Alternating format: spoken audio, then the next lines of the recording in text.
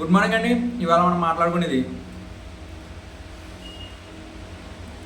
August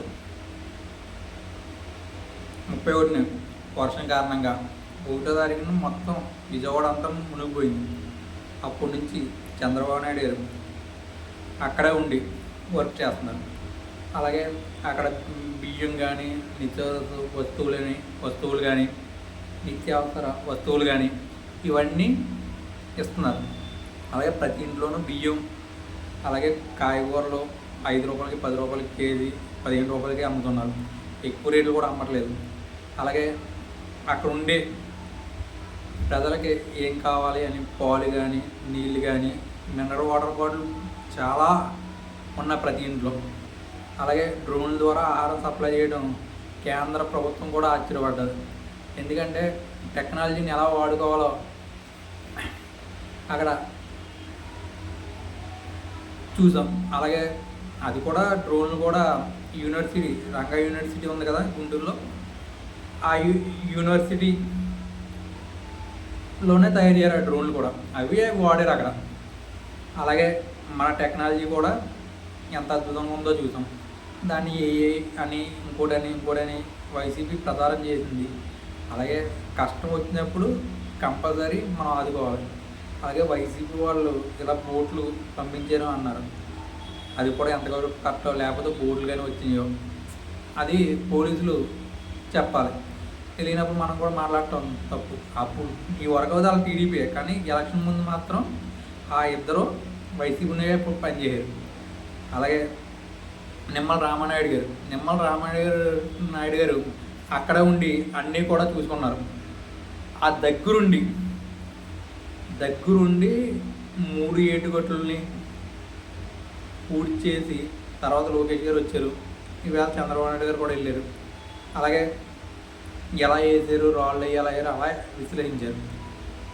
అలాగే ఈ social మీడియాలో టీడీపీ, వైసీపీ, అంబటి రాంబాబు గారు కోవిడ్లో ఎలాగా జగన్ గారు చేరని, కోవిడ్లో అందరూ బాధపడ్డారు, అన్ని రాష్ట్రాలు బాధపడ్డారు. ఫస్ట్ మహారాష్ట్ర జనాలు చనిపోతే నెక్స్ట్ ప్లేస్ మాత్రం ఆంధ్రప్రదేశ్ ఎక్కువ జనం చనిపోతారు.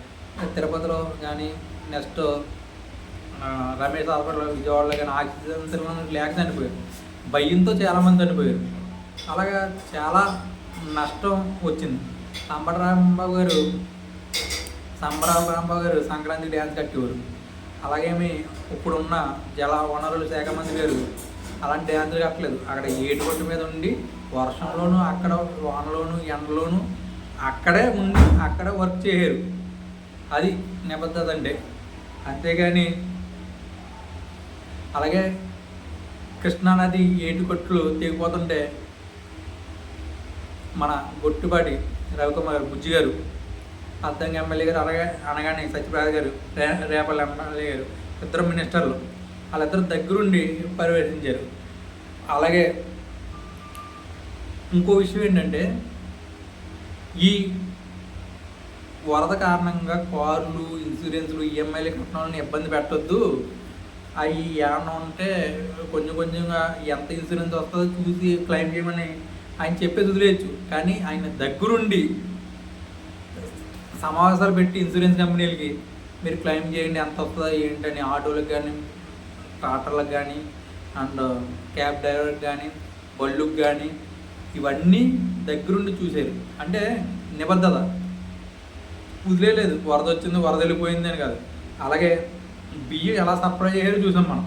బియ్యం ఎన్ని కార్లలో సప్లై చేయాలో చూసాం. అలాగే ఫైర్ ఇంజిన్లు పెట్టి క్లీన్ చేయరు.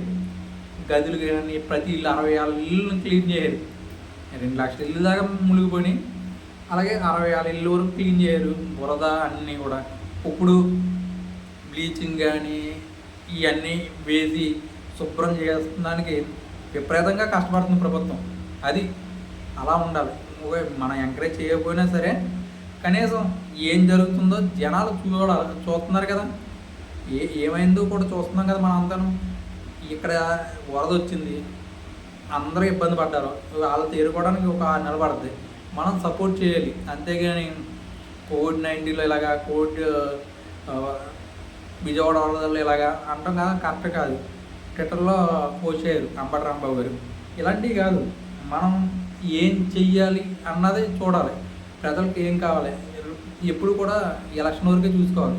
తర్వాత ఎలక్షన్ అయిన తర్వాత రాజకీయాలు ఉండకూడదు. ప్రజలకు ఏం కావాలో చూసుకోవాలి.